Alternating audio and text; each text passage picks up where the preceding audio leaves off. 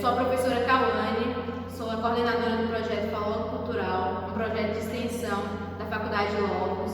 Os alunos do primeiro e segundo período, acredito que não tivemos a oportunidade de nos conhecermos pessoalmente, mas logo mais vamos nos encontrar na faculdade, assim que voltarmos às nossas rotinas presenciais.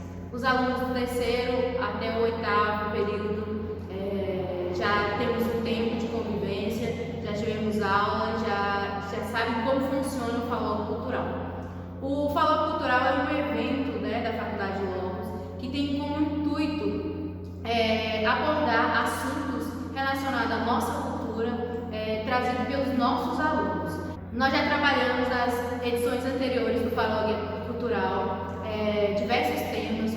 Anteriores trabalhamos com cultura afro-indígena, trabalhamos com o tema intolerância religiosa, inclusão social, onde nós tivemos a participação aí de diversos convidados, todos eles apresentados pelos nossos alunos. Todos esses temas, anteriormente os temas eram sugeridos pelos nossos alunos em votação, teve um ano que foi escolhido pelos professores, e o objetivo do Falou Cultural é sempre trazer um tema para uma discussão relevante e ética perante os alunos e a comunidade. Esse ano, o ano passado, nós não tivemos o Falou Cultural devido a situações relacionadas à pandemia. Esse semestre resolvemos voltar com o projeto Falou Cultural, sabendo da importância que esse projeto tem para a faculdade, para os alunos e para a comunidade, pois é um projeto aberto a toda a comunidade, que tem o objetivo de informar, educar e principalmente interar membros da comunidade na Faculdade de Logos. Então, o tema esse semestre, ele não tinha nem como ser outro tema. Vivendo a situação que vivemos há mais de um ano, vivendo uma pandemia, esse semestre vamos trabalhar com um tema relacionado ao isolamento social, que devido à pandemia nós temos vivido uma realidade bem diferente. E sabemos que o isolamento social tem um impacto direto na nossa cultura. Então, no Falou Cultural desse ano, nós vamos falar do isolamento social e do impacto que isso tem gerado na nossa cultura. Nós sabemos que o projeto Falou Cultural, acontecendo dessa forma online, dessa forma virtual, é um pouco diferente, mas acreditamos que não perde o significado, que é levar essa informação, que é trabalhar a cultura dentro do ambiente escolar, dentro do ambiente universitário. A pandemia é um assunto que com várias vertentes, nós podemos relacionar muitos temas à pandemia. Resolvemos trabalhar com o isolamento social devido aos nossos alunos, nossos professores, nossos familiares, todo mundo está vivendo isso, mas não só está vivendo isso, principalmente como sociedade saber os impactos que isso gera para o meio acadêmico, para o meio cultural, para o meio econômico, psicológico e alimentar. Por isso nós dividimos, fizemos a divisão das turmas por subtemas. Cada turma ficou com um tema específico e teve a responsabilidade de alguma forma apresentar dados verídicos sobre esse assunto para a gente. Então, a gente, através da mídia, através da comunicação, hoje todos nós já sabemos de fato os números, os dados da pandemia relacionado ao número de mortes, relacionado ao número de casos, relacionado ao número de vacinados. Graças a Deus, estamos caminhando para um grande número de pessoas vacinadas. Sabemos que ainda não é o suficiente para sair da pandemia, mas estamos caminhando. É um novo dado que se encontra aí disponível pela Organização Mundial de Saúde. Então, o intuito do Falou Cultural não é mostrar especificamente esses dados, e sim mostrar dados que muitas vezes não temos contato, como, por exemplo, eu como professora biomédica não sei de perto a realidade de uma pessoa que vive da música, de uma pessoa que vive do teatro, de uma pessoa que vive do circo. Então é uma realidade, por mais que eu sei que está gerando um impacto sobre esses profissionais, eu não sei de perto como está sendo a vida desses profissionais, como está sendo impactada a carreira e a vida dessas pessoas. Então o intuito do Falou Cultural é principalmente esse, é nos aproximar dessa realidade, é mostrar para a gente esses dados que a gente não vai encontrar em outro local. Então os alunos eles foram atrás de acordo com cada tema para trazer essas informações para a gente. Bom, é sempre importante lembrar que a gente sempre passou para os alunos, eles têm essa consciência de que é um canal de informativo, onde a gente tem que trabalhar com a verdade, com dados que sejam irrelevantes, sem nenhum viés de ideologia, nenhum viés político, para que essas informações sejam dadas aos seus colegas e também à comunidade.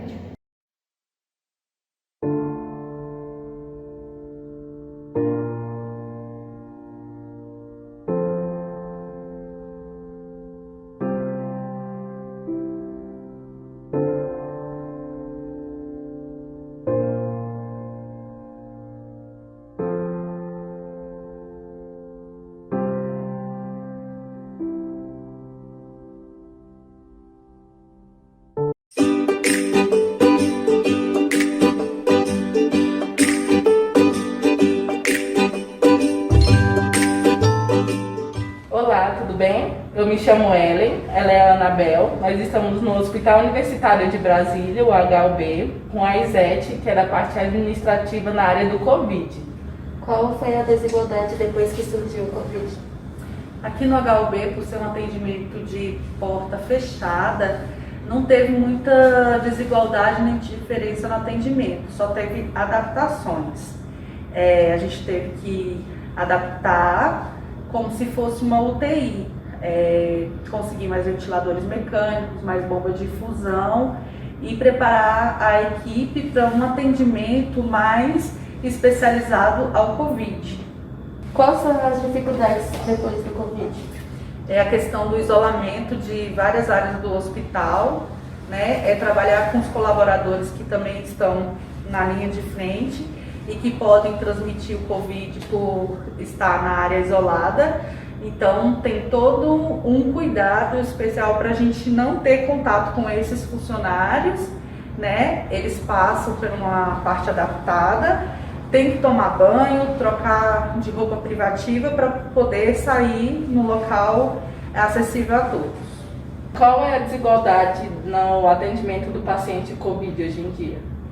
O que a gente percebe na questão da regulação é às vezes a falta de conhecimento, porque a pessoa chega no hospital público para ser atendido, não consegue atendimento, aí o paciente se agrava, né, tendo que ser atendido, e aí quem não tem conhecimento não recorre à regulação e também não recorre à justiça.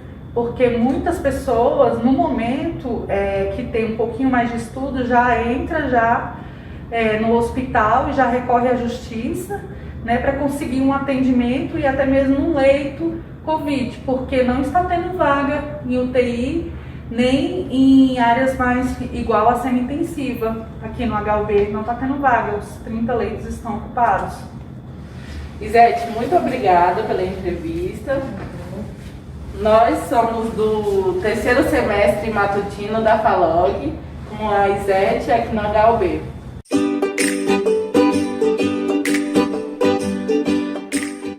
Olá, eu me chamo Camila, sou estudante de enfermagem e estou aqui com a Karina.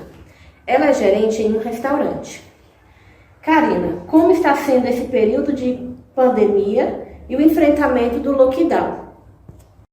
Com o desemprego no Brasil, várias famílias começaram a viver precariamente. Quem já vivia numa situação difícil, piorou. Então, com o desemprego, podemos dizer que muitas famílias estão em situação de miséria. Como está sendo lidar com a alta taxa de desemprego nesta pandemia? Com a paralisação das atividades econômicas, as indústrias, o comércio, em geral, nós somos prejudicados. Por quê? Porque diminuiu a procura dos produtos A renda familiar baixou, até mesmo caiu, e as empresas não conseguiram mais investir, porque muitas pararam de ter o recurso, né? Muitas não abriram mais, outras tinham um horário reduzido e não conseguiam chegar ao êxito esperado. Vou falar um pouquinho, um resumo assim, de tudo que nós estamos passando, né? Com essa pandemia, com esse lockdown. A indústria, as indústrias, na economia foi bastante afetada, né? Por falta de produção, muitas vezes, falta de exportação, falta de mão de obra, porque reduzindo tudo, a mão de obra, além de ficar mais cara, né? Várias empresas tiveram que demitir seus funcionários por falta de condições de mantê-los na empresa. Então, assim, não foram só as empresas não essenciais prejudicadas, né? As essenciais também foram bem prejudicadas, porque nós tivemos redução no nosso horário de trabalho, nós tivemos que parar de ter o atendimento presencial dos clientes, que isso é bastante importante para uma empresa. Nós tivemos que nos reinventar, buscando formas de entrega, como o Uber Eats, o iFood, vários tipos, né, de entrega para tentar sobreviver. Então, nós passamos por isso e estamos aprendendo cada vez mais, né, como sobreviver no país.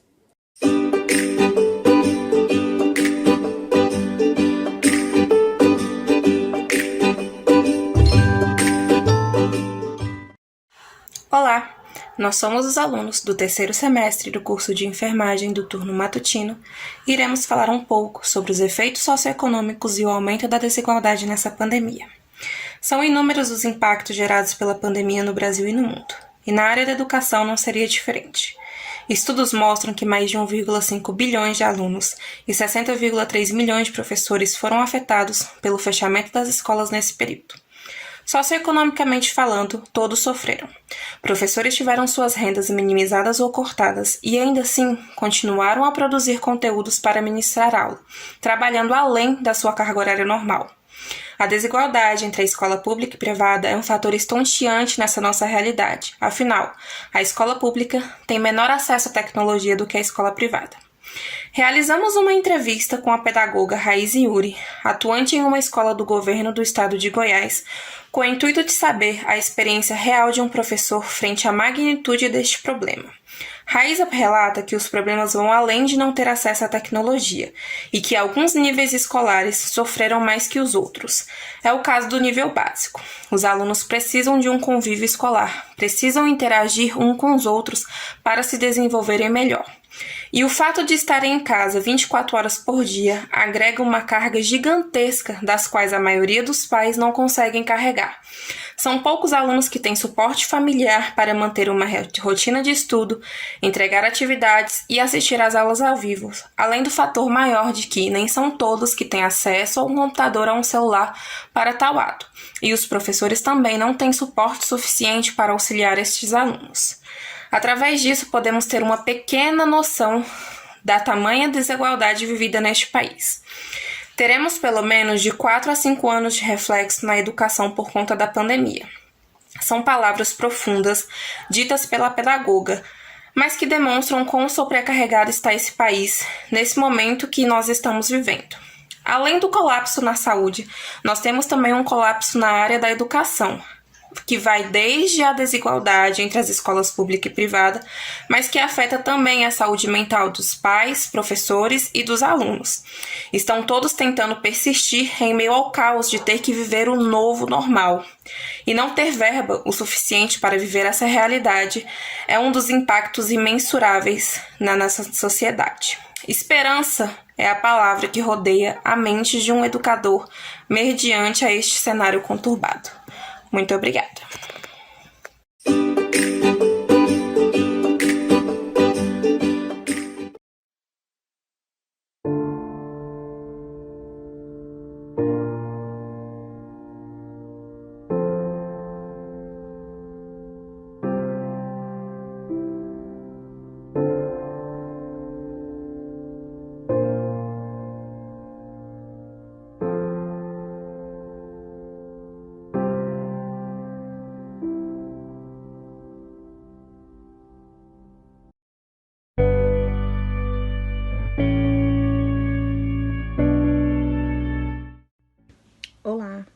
sou Adriana, sou discente do curso de enfermagem na Faculdade FALOG, do 4º período. E estou aqui para o nosso FALOG Cultural, que este ano está um pouco diferente, podemos dizer, virtual. Então, o nosso tema deste ano do nosso FALOG Cultural foi as implicações na pandemia para os artistas circenses. O que é artista circense? São aquelas pessoas que vivem do circo, que trabalham no circo. E, graças a Deus, conseguimos um circo que fica ali no Céu Azul. Nós fomos lá, né, para saber como é que está sendo a rotina deles durante essa pandemia, sem público, como que eles estão vivendo financeiramente. Porque como é que vive sem dinheiro? Como é que come, se alimenta? Fora as outras coisas que você tem que pagar. Não só quem vive do circo, mas até nós mesmos, pra gente, tá um ano difícil, né? Então, nós fomos lá, conversamos com o Mike, que ele trabalha no circo já há muitos anos, né? E ele falou um pouco da dificuldade de que eles estão enfrentando, que não tá sendo nada fácil, tá? A gente vai acompanhar nesse próximo videozinho.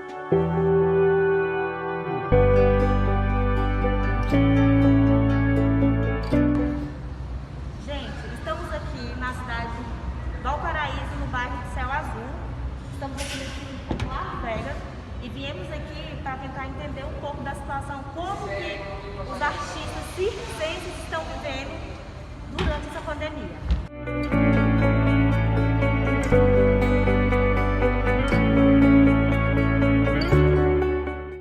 Mike, sobre questão financeira. Financeiramente para nós está um pouco complicado, muito complicado, porque a gente já tem quase mais de ano, quer dizer, parado. A gente estava na cidadezinha aqui próxima, Anápolis, aí lá a gente sobreviveu mesmo por causa de doações. Aí se Deus quiser vai melhorar agora, que a gente vai estrear, em nome do Senhor Jesus Cristo vai dar tudo certo. Vai.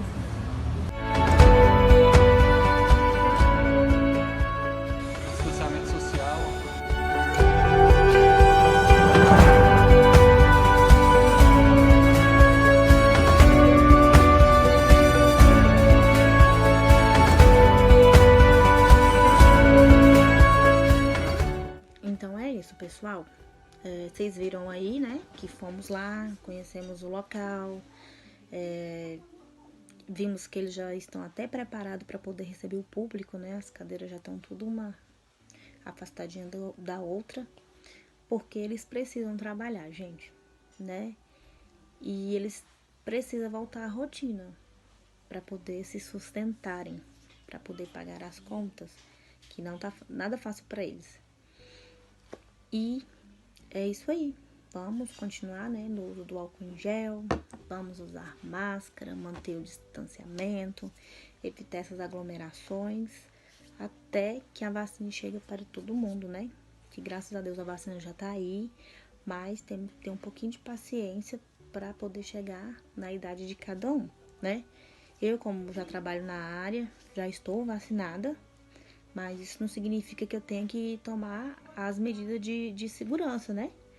Tomo direitinho, máscara sempre, evitando essas aglomerações e vamos ter fé que isso vai passar e até que a gente possa voltar para nossa vida, né? Para nossa rotina, para a gente voltar para nossa faculdade presencial, tá? Espero que vocês tenham gostado, tá? Estou aqui representando a minha turma do 4º período. E é isso aí, galera. Obrigada a todos.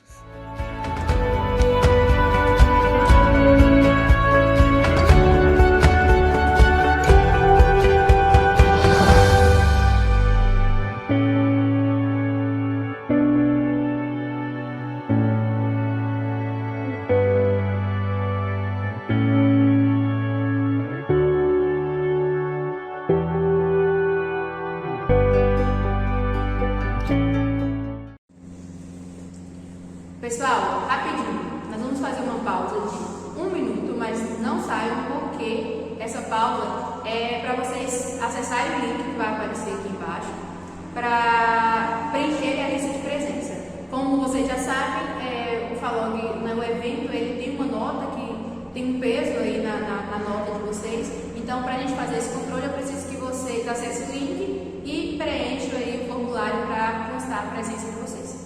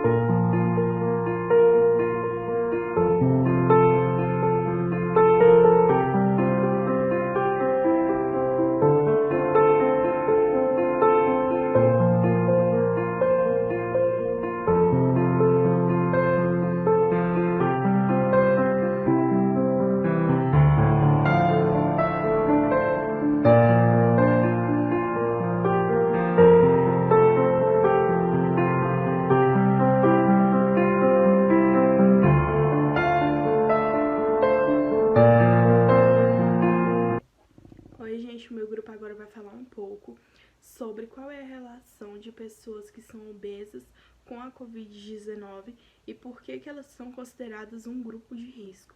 Primeiramente, no Brasil existem 22 milhões de brasileiros que são obesos e existem 55% que estão acima do peso. A obesidade ela é um acúmulo de gordura que o indivíduo tem no seu corpo que pode dar várias doenças, como diabetes, hipertensão alta, colesterol alto, gordura no fígado e também pode causar até câncer. A pandemia da Covid-19 se espalhou rapidamente, infectando e levando milhares de pessoas à morte. Foi um desafio enorme para todo o sistema de saúde e pesquisadores, o maior nos últimos 100 anos. A doença é causada por infecção gerada por uma mutação da Covid. Ela se alastra por todas as vias aéreas com o início de um quadro gripal. Ou seja, a pessoa pega a doença pensando que está com gripe, mas na verdade a pessoa já adquiriu a Covid-19. Ela pode evoluir para síndrome respiratória aguda grave. Os quadros mais comprometidos são de idosos, obesos, pessoas que possuem alguma comportunidade e pessoas são acima do peso. Efeitos da pandemia na obesidade. Mais vulnerável a uma série de enfermidades, os portadores de obesidade entraram para o grupo de risco no Covid-19.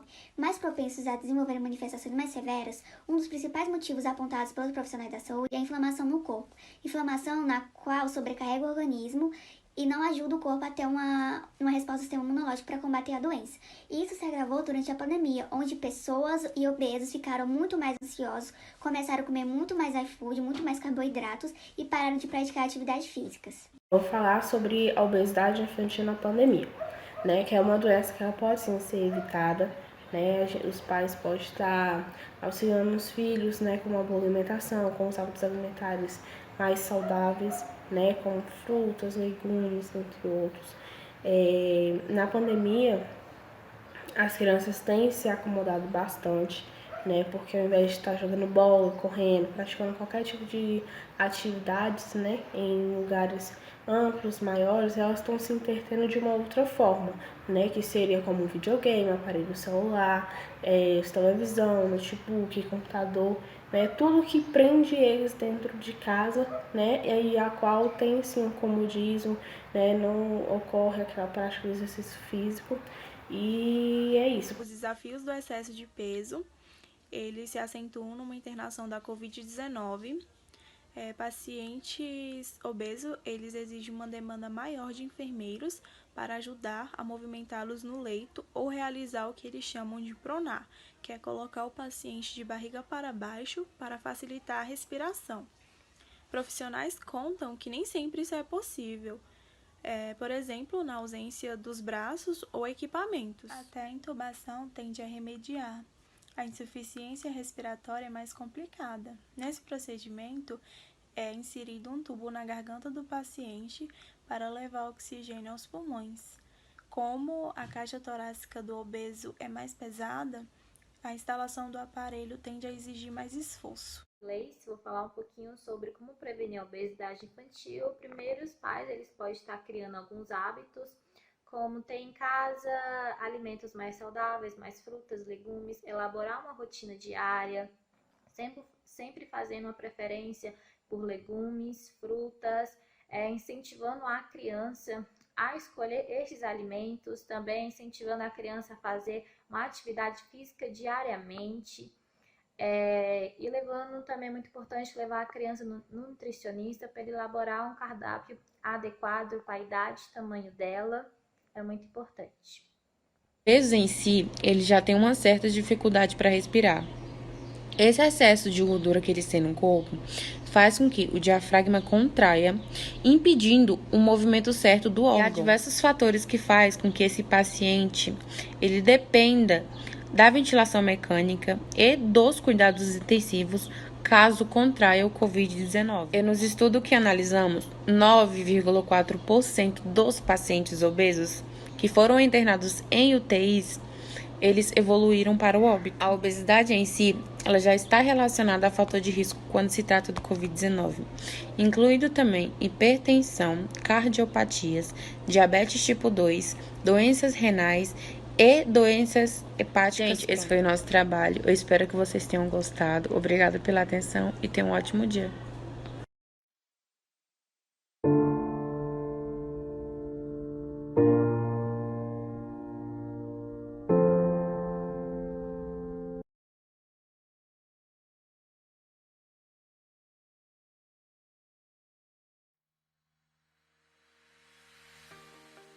A influência da alimentação no humor.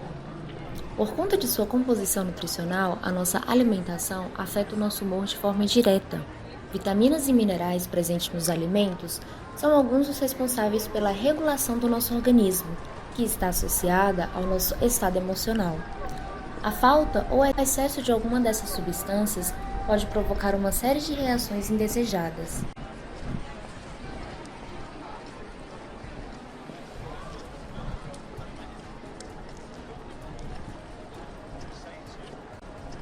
Todos conhecemos alimentos que nos dão a sensação de prazer quando comemos.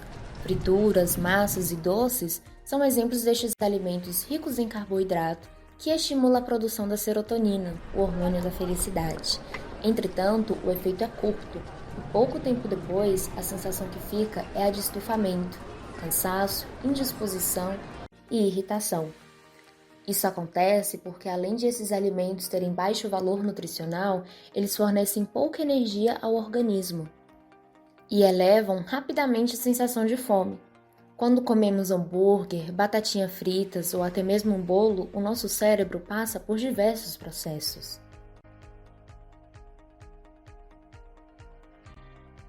Euforia, pico de glicemia, onde você sente uma sensação de prazer e bem-estar, e até mesmo vontade de comer mais devido ao descontrole do açúcar no sangue. Logo após a ingestão do sanduíche, a glicemia aumenta e o organismo é obrigado a liberar hormônios que fazem o açúcar no sangue baixar, a fim de controlar o pico de açúcar que houve. Em geral, o corpo humano demora de 1 a 3 dias para digerir completamente uma refeição. No entanto, por ser rico em gordura, conservantes e gordura trans, o fast food normalmente leva mais de 3 dias para ser totalmente digerido, e a gordura trans contida nele pode demorar até 50 dias para ser processada. Além disso, esse tipo de gordura é o mais ligado a problemas cardíacos, obesidade, câncer e diabetes.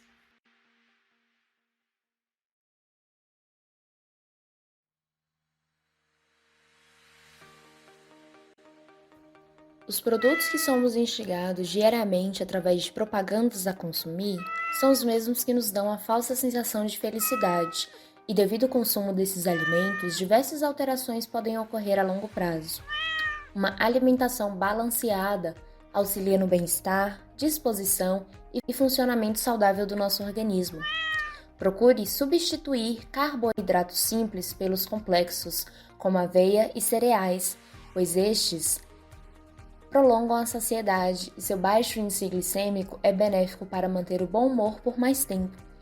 Alimentos tais como chocolate amargo 70%, peixes, verduras escuras, abacate e leguminosas estimulam a liberação de serotonina e endorfina, que aumentam a sensação de bem-estar e melhoram a disposição e humor. Lembre-se que nunca será tarde enquanto houver vontade, e você é o seu único limite. Muito obrigada.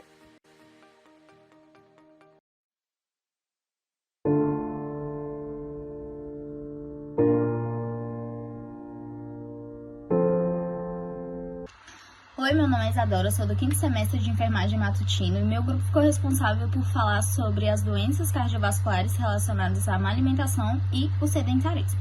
Bom, eu vou começar falando sobre o conceito geral do coração. O coração ele é um órgão que ele se encontra dentro da cavidade torácica, mais especificamente no mediastino médio. Seu ápice está voltado geralmente para a esquerda e ele dispõe de 4 cavidades, sendo 2 átrios e 2 ventrículos e 4 válvulas, que são a bicúspide, tricúspide, pulmonar e aórtica. Bom, as válvulas são originadas basicamente por tecido conjuntivo e são de extrema importância, pois elas impedem o retorno do sangue. O coração ainda dispõe de ciclos cardíacos, que são chamados de sístole e diástole, que não são nada mais nada menos do que a contração e o relaxamento do músculo cardíaco. E, para finalizar, é muito importante que todas essas partes estejam funcionando de forma harmônica, porque senão pode acontecer de aparecer alguma patologia. O sedentarismo e a obesidade têm grande influência no desenvolvimento das doenças cardiovasculares. Os efeitos da pandemia fizeram com que esses índices aumentaram e as pessoas ficaram mais sedentárias devido à quarentena e o consumo de alimentos que contêm carboidrato aumentaram. O sedentarismo está associado também a numerosas doenças, como a própria obesidade, além da hipertensão, alteração dos lipídios e diabetes tipo 2, que elevam ao maior risco dessas doenças cardiovasculares, como, por exemplo, a angina, infarto agudo do miocárdio e as tromboses.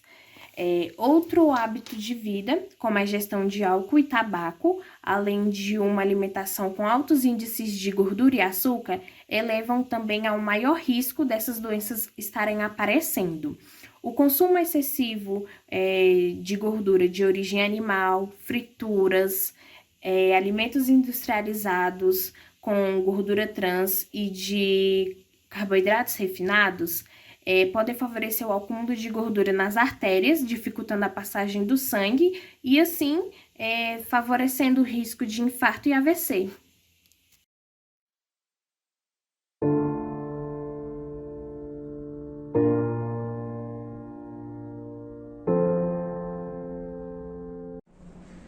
Bom dia. Bom dia. Na edição de hoje estaremos falando sobre a bulimia nervosa e seus agravantes durante a pandemia de Covid-19.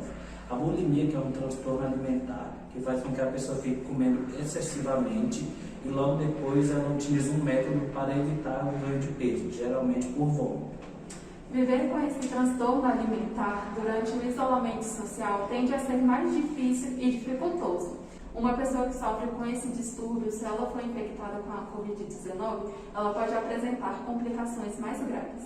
Agora a gente vai falar com a nossa repórter Ariadne. Bom dia, estamos aqui com Gleiciane, uma estudante de 23 anos que sofre de bulimia desde os 15 anos. E ela vai estar nos contando como está sendo esse momento difícil de isolamento social. Bom dia, Gleiciane. Bom dia. Bom, esse momento de isolamento social está sendo bastante difícil para mim, pois acabei parando de fazer o acompanhamento com o psicólogo. Percebi que houve mais aumentos no meu distúrbio alimentar e também percebi que eu fiz mais induções aos meus vômitos. Agora vamos falar com a Ruth, que ela é uma enfermeira, terapeuta nutricional, e ela vai estar nos dizendo qual é a relação da Covid com a bulimia. Bom dia, Ruth. Bom dia. As pessoas que têm o transtorno alimentar da bulimia, elas tendem a ter a imunidade baixa, justamente por conta da má alimentação. O nosso sistema imune, ele é formado por diversas células diferentes. Essas células, elas formam uma parede, que tem a função de nos proteger dos protozoários, das bactérias, dos fungos e dos vírus. A Covid-19 ela é um vírus altamente agressivo, o que exige que o nosso sistema imune esteja estável. E temos algum tratamento para isso? Sim, é importante que as pessoas que possuem esse distúrbio, elas façam terapia e tenham acompanhamento com um nutricionista. Muito obrigada, Ruth. É com vocês aí do estúdio. Em um estudo realizado com 50 pacientes que sofrem com a bulimia nervosa, mostrou um aumento de 47% dos casos de pessoas que sofrem com a compulsão alimentar. 36% foi o aumento de pessoas que fazem o vômito autoinduzido. Porém, durante o isolamento social, o número de terapia diminuiu em 56%. A gente vai finalizar a nossa edição de hoje com a seguinte frase: a definição de beleza, ela não depende da palavra magra. Por isso, se ame, se aceite, se respeite. Tenha um ótimo dia. Now the world don't move to the beat of just one drum. What might be right for you may not be right for someone.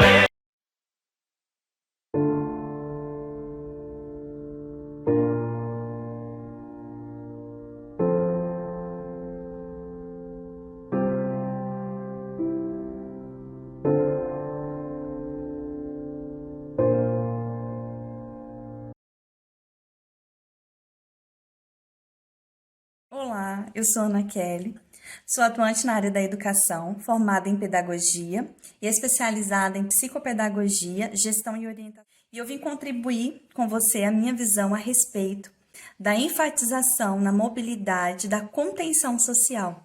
Eu acredito que é de forma positiva essa enfatização, essa mobilização da sociedade em se conter, em ter a conscientização dessa contenção, mas principalmente a enfatização nos grupos de risco. Acredito também que uma contribuição, uma integração da escola junto com o governo vigente dentro da cidade, ali o administrador ou o próprio prefeito, vai depender da cidade que fosse trabalhar essa mobilização, essa enfatização, se dá por projetos que possam englobar a propaganda, que possam englobar o próprio ensino remoto, as crianças das escolas, as suas famílias, trazendo a participação da família dentro do projeto e alcançando as famílias através das crianças, através do ensino remoto, e de forma a publicar esses projetos em outdoors,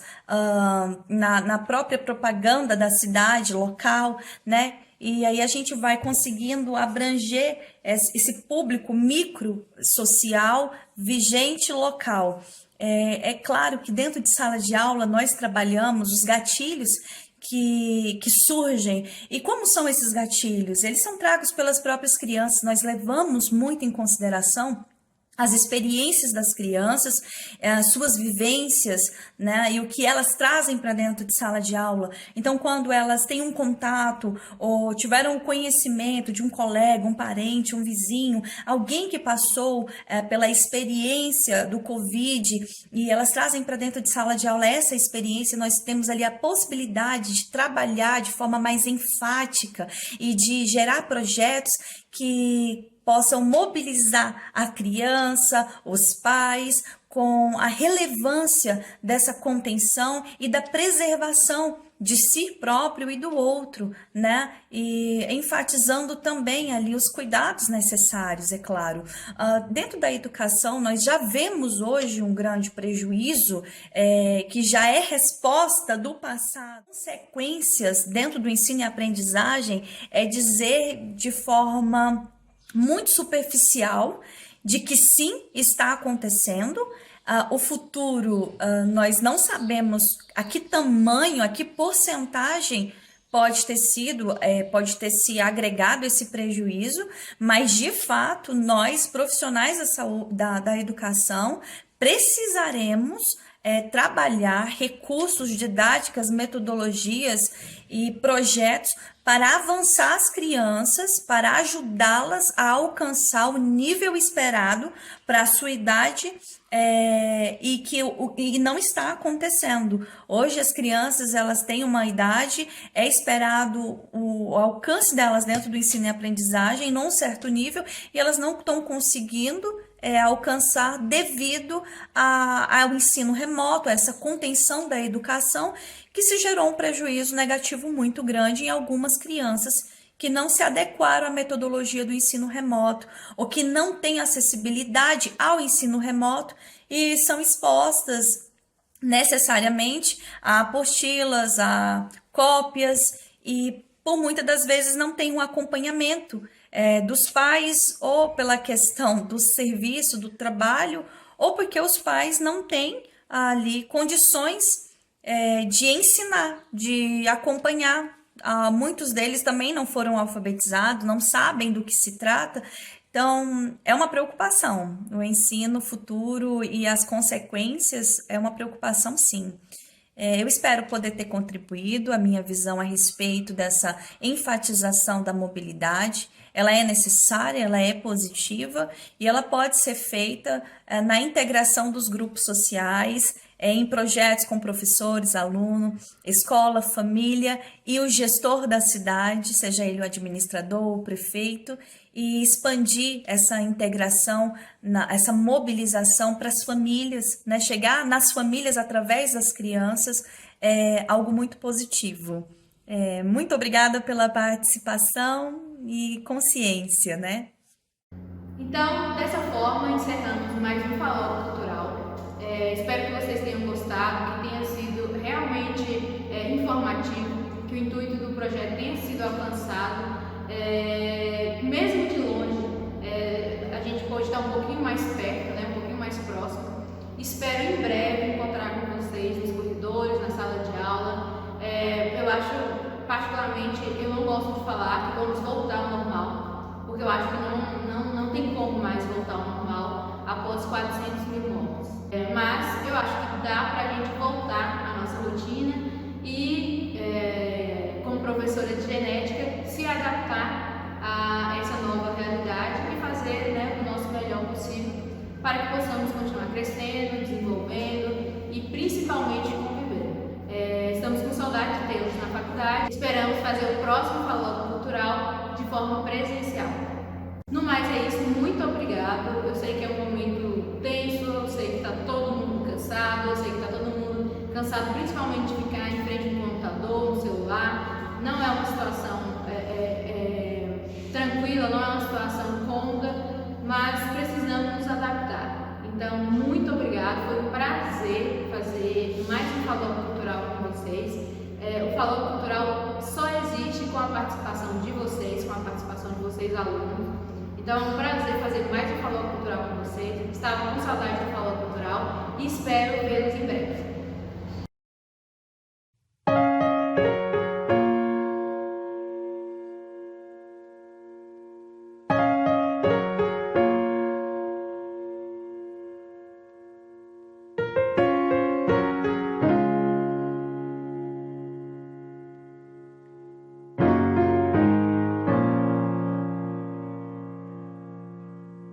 I'm jealous of the rain that falls upon your skin. It's closer than my hands have been. Oh, I'm jealous of the rain. I'm jealous of the wind that ripples through your clothes. It's closer than your shadow. I'm jealous of the wind. I wished you the best of all this world could give, and I told you